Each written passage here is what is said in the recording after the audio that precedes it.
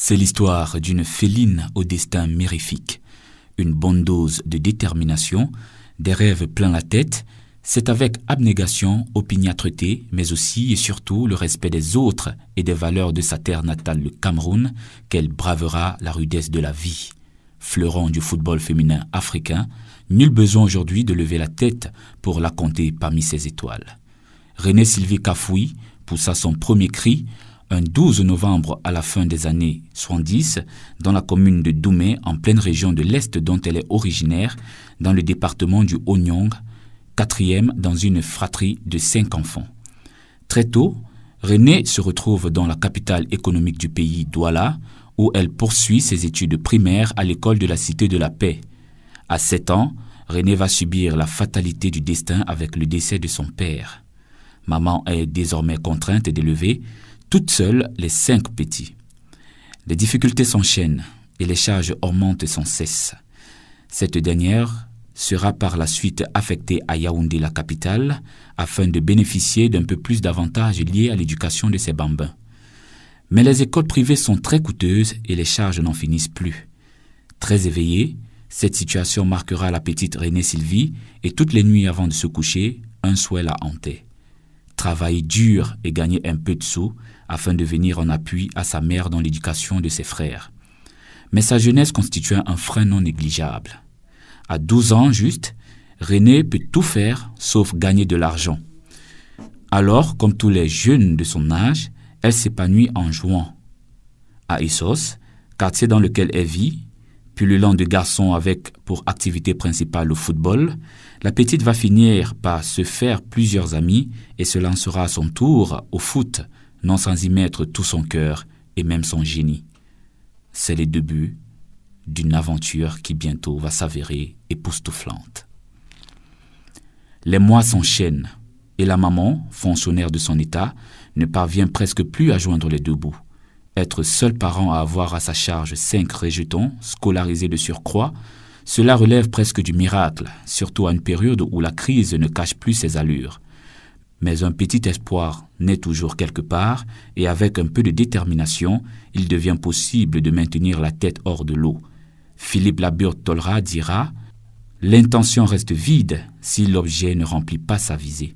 Il fallait alors penser certes, mais se donner les moyens de réaliser. » Et ce n'est pas la détermination et le courage qui manquaient chez Renée. Une rencontre va dès lors changer le cours de sa vie. Devenue la chouchoute de son quartier grâce à ses prouesses lors des petites rencontres de foot après la sortie des classes, Renée Sylvie a frappé net à l'œil de l'encadreur, à l'époque de l'équipe minime du Canon Fille, M. Atangana Louis de Gonzague. Ce dernier s'était bâti une sérieuse réputation de dénicheur de talent. Rigoureux et surtout très professionnel dans sa démarche, Atangana Louis n'obéissait qu'à 2 logiques, football et école. Jamais l'une sans l'autre. C'est ainsi qu'il consacrera son énergie à renforcer les capacités de ses poulains sur le terrain, mais également et surtout à mettre un accent sur leur suivi académique. Tous étaient alors inscrits dans les lycées grâce à lui et suivaient des entraînements dignes de formation militaire. Renée Sylvie, quant à elle, pouvait se satisfaire d'avoir allégé les charges de sa maman, ayant désormais quitté le collège Mongobeti d'Essos pour le lycée des Ligues Sono, puis par la suite pour le lycée d'Anguissa. Mais le plus dur était à venir. Se lever de bonne heure, c'est-à-dire 5 heures, pour assister à la première séance d'entraînement avec le coach, celle-là était privée, et rentrer à la maison à 7 heures du matin pour se préparer pour l'école, et par la suite, après les classes, rejoindre immédiatement ses coéquipières aux entraînements qui se tenaient au stade malien, un terrain mythique au quartier Anguissa de Yaoundé. Grâce à ce rythme rude, la petite aura toujours un coup d'avance sur ses coéquipières. Mais l'encadreur Atangana Louis de Gonzague ne s'arrête pas là. Pour que ces joueuses soient beaucoup plus performantes, il les confrontait à des équipes masculines.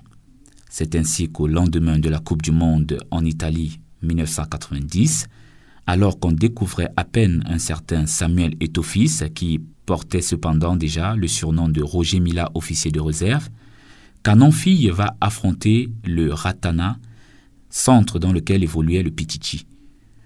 Le sachant très efficace et véritable renard de surface, c'est René Sylvie Kafouy, jouant à l'époque au poste de stopper, qui est choisi comme chargé de mission. Cette dernière, pour imposer son charisme et confirmer sa petite notoriété, piétinera Samuel Eto'o à chaque fois qu'elle en avait l'occasion et au passage lui fera quelques tacles appuyés.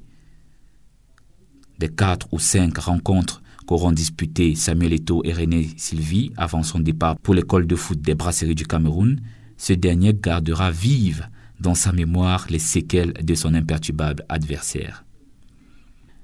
D'ailleurs, lors d'un match des Lions à la Coupe d'Afrique des Nations 2000 Ghana-Nigeria, quand les deux se sont revus, la nostalgie et les commentaires n'en finissaient plus. On entendra de la bouche de Samuel Eto'o dire « Cette femme que vous voyez me bottait sérieusement quand nous étions plus jeunes. Méfiez-vous de son coup de godasse. » En 2006, lors du jubilé d'un ancien lion indomptable en Belgique, ces deux se reverront une fois encore et partageront leur expérience avec d'autres frères en l'instar de Roger Mila, Patrick Mboma, entre autres. Des moments qui indubitablement resteront gravés à jamais dans la mémoire de la lionne indomptable. René Sylvie aura également eu le privilège de discuter des matchs contre l'équipe du feu Marc-Vivien Foué, qui était de quelques années son aîné, mais qui ne la terrorisait outre mesure. La confiance et la maturité d'esprit de René marquaient à tel point qu'il était impossible pour beaucoup qu'elle ne réussisse pas une carrière internationale un jour. Et il ne s'était guère trompé. Après sa belle expérience au sein du Canon Filles, René Sylvie Kafouy va déposer ses valises à l'Orema FC en 1998. Ses aptitudes surprennent, son génie séduit, son assurance bluffe, sa simplicité ravit. Elle n'attendra pas longtemps pour rejoindre Jacques Anouma en Côte d'Ivoire pour Jeunesse Club d'Abidjan. Là encore, les encadreurs sont foudroyés par le talent et la maîtrise parfaite du jeu de cette dernière. Les sollicitations se multiplient et le FC Lyon féminin de France ne manque pas à l'appel. Mais la joie sera de courte durée. René Sylvie se voit refuser le visa par l'ambassade de France. Mais pas le temps de s'apitoyer. D'autres options sont en vue.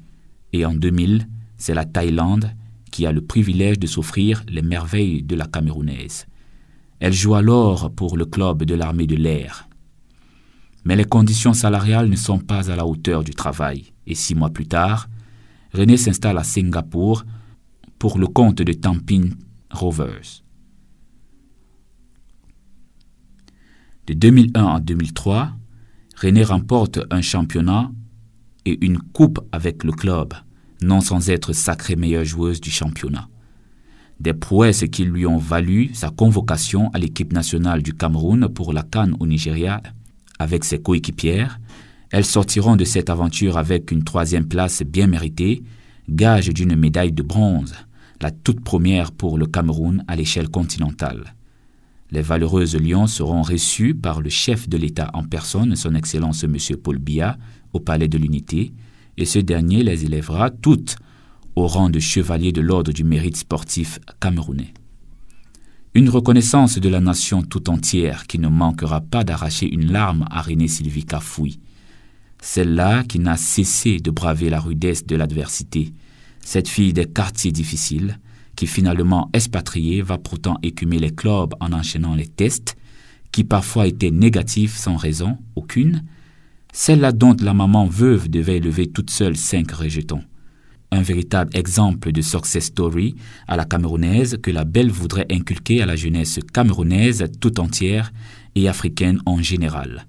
Après cette belle épopée, René Sylvie peut rentrer dans son club, mais désormais avec d'autres ambitions. Son départ pour la Suisse portera beaucoup de fruits. Elle va tout d'abord intégrer le FC Estermundingen en 2003 et en 2004, la rencontre avec l'amour de sa vie marque une pause à sa carrière, lui faisant comprendre qu'il était temps pour elle de se construire une vie. 1 an après s'être mariée, René donne vie à de beaux jumeaux. Le naturel chassé mais revenu au galop, René va passer une formation d'entraîneur de football à la Haute École fédérale de sport de Macolin. Après quoi, elle prendra la charge du FC Étoile à Bienne de 2007 à 2012. Depuis lors, l'ancienne internationale entraîne le club des jeunes de 12 à 16 ans de Young Boys, un club professionnel suisse qui a d'ailleurs joué l'Euroleague contre le club russe d'Anzi. Travailleuse intrépide, Renée Sylvie Cafouy s'est même ouverte à d'autres domaines de compétences. Depuis 7 ans, elle est en service dans les soins d'un hôpital suisse et peaufine sa formation d'infirmière dans une école spécialisée. L'internationale camerounaise Renée Sylvie Cafouy raccrochera ses crampons et mettra fin à sa carrière de football lors de son jubilé le 27 juin prochain au Matin Stress, rue des Prés, 2503 Bielle à Bienne. Pour ce bel au revoir bien mérité, un match de football qui opposera une équipe des Camerounais résidant à Zurich à celle de ceux résidant à Bienne, la ville où réside René, est prévu. Quelques anciennes coéquipières se joindront à la fête, venant de France, de Belgique, d'Allemagne et partout ailleurs. Plus tard, dans la soirée, une petite cérémonie bouclera les festivités avec en guest star une autre féline et non moins chevalier national de l'ordre de la valeur, la diva Lady Ponce, diva de la musique camerounaise, pour véritablement incendier le dance floor du New Black and White. René a également tenu à passer un message à ses jeunes frères camerounais et à ceux du monde entier qui, comme elle, à une époque, n'ont de cesse de se battre. J'aimerais que mon histoire soit entièrement racontée pour tous ces jeunes qui se battent dans le monde. Je ne suis pas riche, mais je n'ai pas faim. Pour plus d'informations, contactez le 0041 76 25 51 587 ou le 07 87 64 62 68. Bon jubilé Renée Sylvie Cafouy et merci pour l'honneur que tu rends au pays à travers tes œuvres hors de nos frontières qui font la fierté du Cameroun. Bravo.